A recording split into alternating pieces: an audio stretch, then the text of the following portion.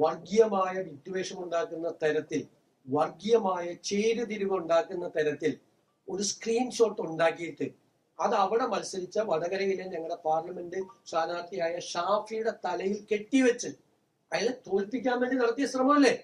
ആ ശ്രമത്തിന് ഞങ്ങൾക്കെതിരായിട്ട് എന്തൊരു ആക്ഷേപമായിരുന്നു. ഞങ്ങളാണ് ഇത് ഉണ്ടാക്കിയെന്ന്.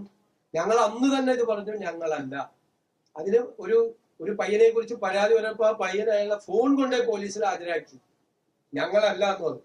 ഇപ്പൊ അത് അന്വേഷിക്കണ്ടേ? അത് അന്വേഷിച്ച് എന്തൊരു കാപട്യമാണ് CPM അവിടെ നടത്തിയത്. തെരഞ്ഞെടുപ്പിന് മുമ്പ് വർഗീയമായ ഭിന്നിപ്പുണ്ടാക്കുക, സംഘപരിവാർ ചെയ്യുന്ന അതേ പണി CPM ചെയ്തില്ല. അവിടെ സംഘപരിവാർ ഈ പരിപാടി ചെയ്യാറുണ്ട്.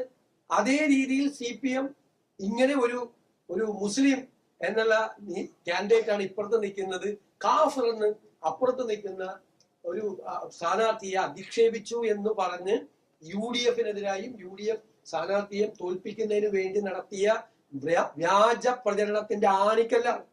അത് പിടിക്കണ്ടേ? പിടിക്കാതിരിക്കാൻ പറ്റുമോ? അതുപോലെ ഇത് കോടതിയാണ് പറഞ്ഞിരിക്കുന്നത്. ക്രൂരമായി മർദ്ദിച്ചു, ഒരു മുദ്രാവാക്യം വിളിച്ചു ഫ്ലൈറ്റിൽ വെച്ച്. ഇപ്പൊ എനിക്കെതിരായിട്ടാണ് ഒരു മുദ്രാവാക്യം ഫ്ലൈറ്റിൽ വിളിക്കണമെങ്കിൽ ഞാൻ മോന്റെ പേരെന്താണ്, എവിടെ നിന്നാണ് വരുന്നത്, എന്തെന്റെ വിശേഷം എന്ന് ചോദിച്ചിട്ട് പോലും പറ്റുമെങ്കിൽ, ഭയങ്കര അക്രമാസക്തനല്ലെങ്കിൽ ഞാൻ ചോദിക്കും എന്താണ് പ്രശ്നം, എന്താ കാര്യം എന്ന് ചോദിച്ച് വിളിക്കും. നമുക്കെതിരായിട്ട് ഒരു മുദ്ര. ഇതെന്തിനായി ചെയ്തത്? അവിടെ ഇട്ട് ക്രൂരമായി മർദ്ദിച്ചു. മുൻ മുഖ്യമന്ത്രിയുടെ ഗൺമാനും അതുപോലെ EP ജയരാജനും എല്ലാവരും ചേർന്ന് മർദ്ദിച്ചു. അതിന് കേസെടുത്തില്ല.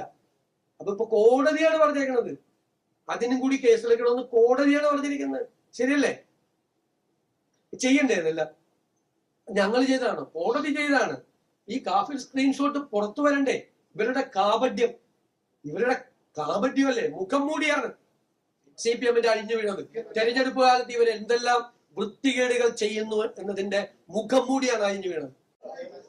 ഞാൻ പറയാം, എന്തറിയാം, നമുക്ക് നിങ്ങളെല്ലാവരും നിങ്ങൾക്ക് അറിയാലോ, നമ്മുടെ മുമ്പിൽ ഒരുപാട് പരിമിതികളുണ്ട്. ഒരുപാട് പരിമിതി. അല്ല കേക്ക്, ഞാൻ പറയുന്നത് ഒരുപാട് പരിമിതികൾ നമ്മുടെ മുമ്പിലുണ്ടല്ലോ. ഇതൊരു റിവൈസ്ഡ് ബഡ്ജറ്റാണ്.